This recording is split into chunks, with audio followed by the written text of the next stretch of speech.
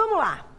A gente está recebendo, depois de um tempo que eu não ouvia, estava com saudades, Dr. André Borba, que é oftalmologista e cirurgião plástico. Bem-vindo mais uma Como vez, vai, Carol? doutor. Tudo bem? Beijo pra Carol, que eu tô com saudades da Carol também. Da próxima vez ela tem que te acompanhar. Doutor, você simplesmente trouxe a clínica, né, o consultório, tudo para a gente ter uma experiência muito legal quando o assunto é rejuvenescimento, seja com procedimentos cirúrgicos ou o que a gente tem de mais novo, né, no mercado, aí na área de vocês da medicina, para falar do rejuvenescimento desta área, que é algo muito importante. Muito importante. É a expressão total do nosso rosto, né? Principalmente porque tem a funcionalidade junto, Carol. Então, assim, a gente sempre fala, a área dos olhos, embaixo da pálpebra tem um olho. Então, a gente tem que tomar muito cuidado em vários aspectos, né? Todos os procedimentos representam risco desde que o profissional seja habilitado. Então, obviamente, a gente não precisa se preocupar.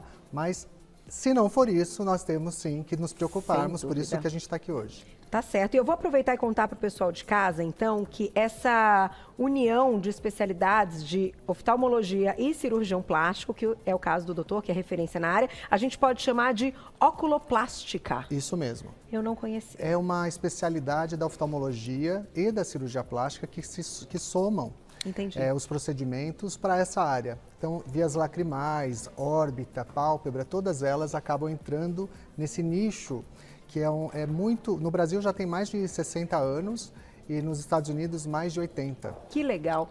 Quem não conhecia, então, já fica conhecendo também para a gente chamar dos termos corretos. Doutor, por onde começamos? O espaço é todo seu para a sua aula. Eu fiz um circuito aqui para a gente poder comentar algumas coisas. Então, você vê que cada uma dessas imagens são cabeças que nós podemos imaginar assim, cabeças fumantes, por exemplo, outras que são mais envelhecidas, menos envelhecidas, tem homem, tem mulher, para que a gente possa fazer um pupurri de várias coisas e conversarmos a respeito. Vamos começar por essa, Carol? Vamos. Então, essa aqui a gente consegue ver uma senhora de mais ou menos 70 anos, ou uma pessoa de 60 já fumante, com muita a pele um pouco mais desvitalizada. E o que eu vou imaginar para ela, para rejuvenescer? Além de todos os coxins que nós estamos vendo de gordura, que estão um pouquinho mais proeminentes, existe aquele derretimento da pele do envelhecimento, tem também, no caso dela, uma pálpebra que está um pouco mais com excesso de pele. Nós chamamos de dermatocálase. E o nome da cirurgia é blefaroplastia. Certo. Está muito na moda hoje no Instagram, vocês devem estar acompanhando. Então, o que o médico tem que fazer? Ao identificar o excesso de pele da pálpebra superior, nós vamos então medir a quantidade de pele exata para que não sobre pele, mas também não falte. Entendi, que claro, a gente senão vê fica na mídia assim, algumas coisas. Pessoa, Exato. Né, fica com o olho assim, Exato. Que dá até aflição. Então, eu vou medir mais ou menos. A gente sempre mede aqui no sulco palpebral, que é onde a pessoa abre e fecha os olhinhos, e depois retira o excesso de pele, exatamente para que ela fique com os olhinhos mais bonitos, podendo se maquiar, não borra a maquiagem e dá uma rejuvenescida muito interessante. Doutor, uma pergunta. Para a gente chegar, né, nesse caso, a gente comentou de tabagismo, etc., mas o que está associado? A gente pode dizer que a partir de que idade, então, homens e mulheres vão ter aí esse problema de flacidez e excesso de pele na pálpebra? Ou outras questões, até falando de etnias e de hábitos de vida? Sim, excelente pergunta. Não existe uma idade fixa, correta. Essa é uma grande dúvida de muita gente.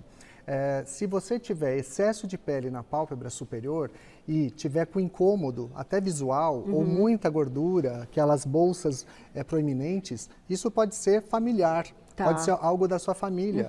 Eu já operei pessoas de 20 anos de idade que necessitavam operar para poder se maquiar, né? E isso foi bem recente. Então, veja, não existe a idade correta. O que existe é uma indicação cirúrgica correta. Tá? E aí, o médico tem que fazer o quê? Usar os outros procedimentos combinadamente a favor desse paciente. Entende? Porque aí eu consigo naturalidade na área dos olhos, mexendo também, pensando na naturalidade com a funcionalidade. Certo, preservando, né? Toda preservando, a visão, como você falou. Exatamente. Vamos para cá, doutor, que está pertinho também. A gente vai juntando tudo. Mandem perguntinhas no @VocêBonitaTV, porque o doutor quer contar de tudo que tem hoje. Isso, então vamos lá. Uma das áreas mais importantes para a gente hoje são os preenchedores faciais. Muitas pessoas vêm querendo melhorar rugas. Então, desde a olheiras até também os sulcos, né? Os sulcos que a gente acaba fazendo alguns tipos de preenchimento. Então, eu trouxe aqui o ácido hialurônico real, tá? E nós vamos então fazer um preenchimento nessa... Que legal. Só para que vocês possam ter uma ideia, uma noção clara de como a gente pode fazer, tá certo? Então, nós vamos vir exatamente nessa região, na ruguinha, e nós vamos injetar, tá? Então, é muito importante lembrar que todos esses tratamentos, eles têm o quê? Tem anestesia tópica, e também você pode até anestesiar com anestesias do tipo injetáveis, para que não tenha dor e que seja mais confortável para o paciente. Então, aqui eu já estou fazendo a nossa aplicação e nós conseguimos, então, melhorar os sulcos. Mas os rejuvenescimentos não param por aí, não são sulcos hoje. Tem vários tipos, como vocês podem ver aqui, de seringas. Então, o que nós podemos fazer? Estruturar a face, preencher a face, refinar alguns detalhes de pés de galinha, rugas, com ácidos hialurônicos de várias viscosidades. Que eles já estão... Eles já estão com cada cor aqui. Diluídos, né? Exato. De e cada cor diferente. representa um tipo de ácido hialurônico. Doutor, falando um pouquinho até dessa questão de ácido hialurônico e desses preenchedores, eu acho que hoje as pessoas elas acabam mantendo até uma certa insegurança, porque às vezes a gente encontra casos, né, e vê resultados ali que chamam um pouco de atenção, o que não deveria, porque tem que ficar natural. A gente tem que perceber que está bonito, não que fez alguma coisa, né? Então eu queria que você comentasse, já juntando talvez com o próximo caso, com outro tratamento, o que a gente faz primeiro, por onde a gente começa para chegar ali e o tempo que leva a isso, porque tem gente que quer fazer tudo num dia só. Exatamente. E aí não vai dar certo. Gostei dessa pergunta também. Na verdade, o médico tem que ser bastante especialista numa coisa que chama anamnese.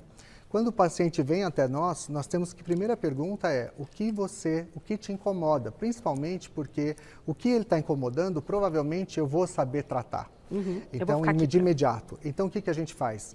Toxina botulínica é o campeão, é o que a gente vai falar agora. Perfeito. Que são as rugas dinâmicas. Então, tudo que for ruga dinâmica, pés de galinha, região frontal, como mostra essa ilustração, essa máscara, nós podemos ver que a testa está completamente enrugada aqui. Isso incomoda muita gente.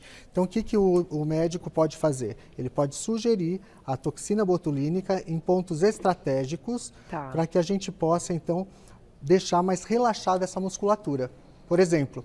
E eu posso combinar esse procedimento com tantos outros, como o preenchimento que acabamos de falar, com a própria blefaroplastia, entende? Então, são procedimentos que se combinam, eles se associam. Doutor, por exemplo, quando a gente faz a toxina botulínica, o olhar, ele levanta, né? Você coloca ali a sobrancelha, enfim, numa altura que fique natural para cada um, que a pessoa goste.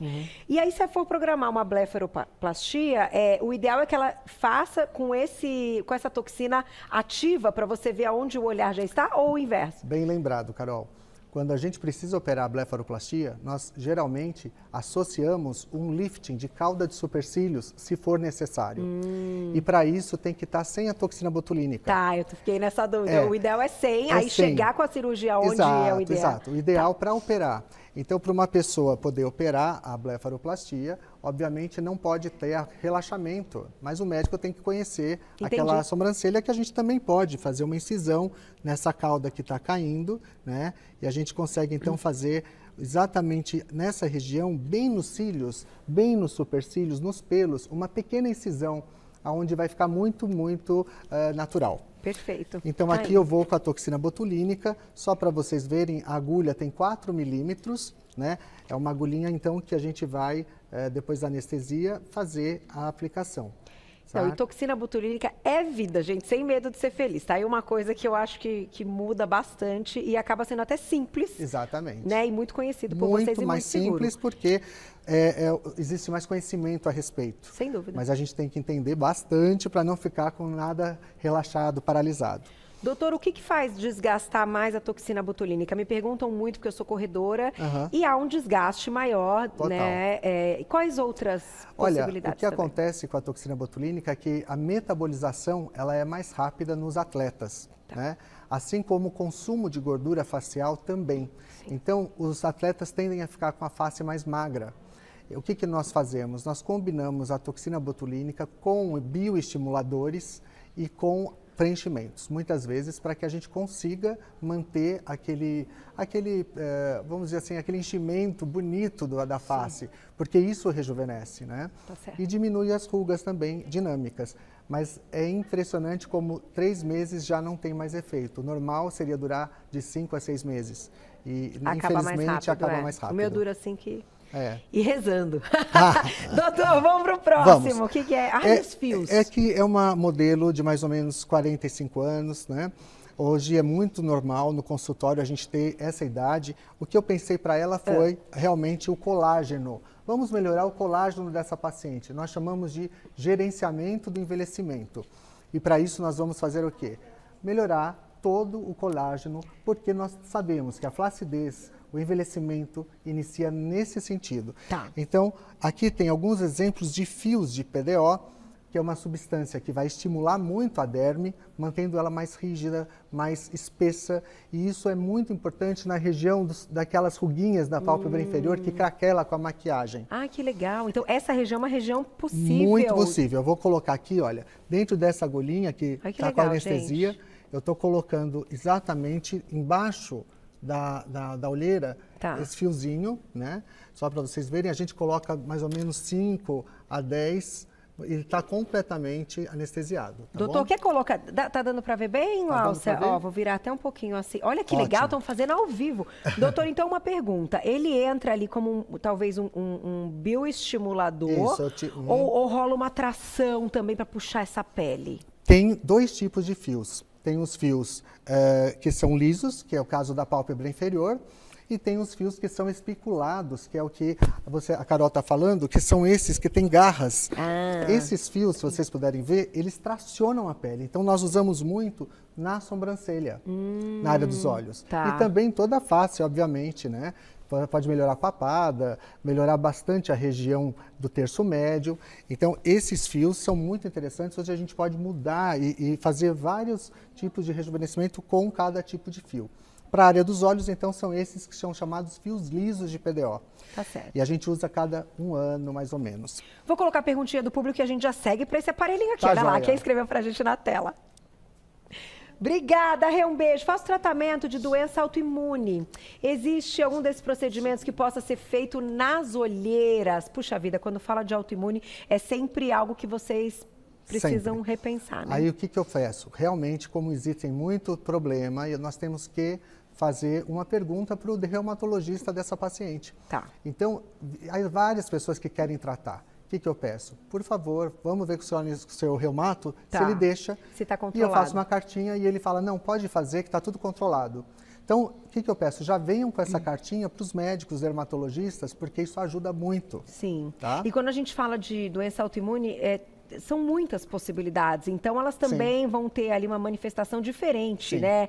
Uma das outras e até dos hábitos de cada paciente. Nós temos 3 minutos que já me falaram. Eu tenho que falar mais um pouquinho. Não, doutor, sabe, não, falar tudo. Fica tranquilo, doutor. Nós vamos Olha mostrar aqui, tudo. Esse aqui, ele ajuda, é o ultrassom microfocado. Eu trouxe a ponteira. Então, já fiz os fios de PDO, eu vou tirar os fiozinhos. Aí vocês veem os fiozinhos ficarem aqui. Aqui, que legal, gente. Eles ficam lá dentro. Aí vamos então para melhorar um pouco a bochecha. Quem tem essa parte mais gordinha, a gente vai com ultrassom microfocado. Tem uma papada, vamos melhorar a papada com ultrassom microfocado. Vamos melhorar os poros, a gente pode usar em toda a face a ponteira do ultrassom microfocado. Então, muito importante esse procedimento para melhorar o colágeno como um todo. Eu acho essa tecnologia fantástica. Essa daí... A gente poderia Vamos voltar para lá? Vamos, que tem mais, gente. Olha quanta tecnologia, uma aula hoje. Doutor. E aqui é só para mostrar para vocês algo muito novo, que não existia mais no Brasil, até que chegou agora essa caneta digital, chamada de microagulhamento digital, tá? É uma caneta extremamente importante e muito interessante para que a pessoa não sinta o microagulhamento. Então ela faz uma vibração de tal maneira que existem 1920 canaizinhos na derme abertos para que a gente possa fazer esse rejuvenescimento. Que legal. Tá? E fazemos em toda a face, é uma tecnologia da Austrália, interessantíssima, chegou no Brasil agora, né? Mas, doutor, ele funciona assim, é aquele lance de agredir a pele para a pele voltar? Sim, mas é uma microagressão. Tá. E aí, o que a gente faz? A gente põe ativos, vitamina C, produtos que realmente, ó, eu vou escorrer ele aqui, olha. E a gente vai, então, passando em toda a pele os produtos para que melhore a qualidade de pele. Principalmente para a pálpebra, funciona muito bem. E ao acabar o procedimento, a gente coloca uma máscara relaxante nesse paciente. Ai, que sensacional. E agora acho que a gente vai para a última, Vamos fechar aqui, ó, gente. Temos todas as possibilidades, né? Olha, Vamos e depois lá. Eu vou fechar mostrando o seu livro, que é muito lindo. Obrigado, Carol. Que aqui, ó, eu ganhei e eu passei para as meninas porque eu achei de um bom gosto incrível. Muito obrigado. Vamos lá. Aqui mostrando a última paciente nossa, que é um pouco mais idosa. Quando você tem uma perda de colágeno importante, muitas rugas, manchas, o que a gente pode fazer? A gente pode começar reestruturando a face com ácido hialurônico, mas mais do que isso, pensando na plástica de pálpebras também, mas nós temos os recursos do laser de CO2, que é um laser fantástico, que vai profundamente na pele e faz com que haja uma retração de todos os tecidos, estimulando o colágeno, mudando a pele. E acabou esse procedimento, nós também vamos fazer a irrigação com aqueles ativos que vão ficar na pele, mantendo toda a melhoria, melhorando manchas e tudo mais. Então, o laser de CO2 hoje é muito falado, está em todas as mídias, todo mundo comenta a respeito. Doutor, e hoje esses procedimentos, eles não causam mais assim tanta dor, tanto desconforto, né? A tecnologia evolui nesse sentido também. E nós temos na clínica, temos sempre, acho que a maioria das clínicas hoje tem algo para anestesiar, para dar mais conforto para o paciente, né? Para a gente conseguir. Para a gente conseguir. E por último, fechando, nós temos o fenol, tá? Que é o peeling do momento, é o ácido que nós vamos então fazer com cotonete em toda a face da nossa paciente, onde tem rugas, principalmente os códigos de barra, olha que legal. Os pés de galinha, tá? Essas rugas da glabela, que são rugas mais profundas.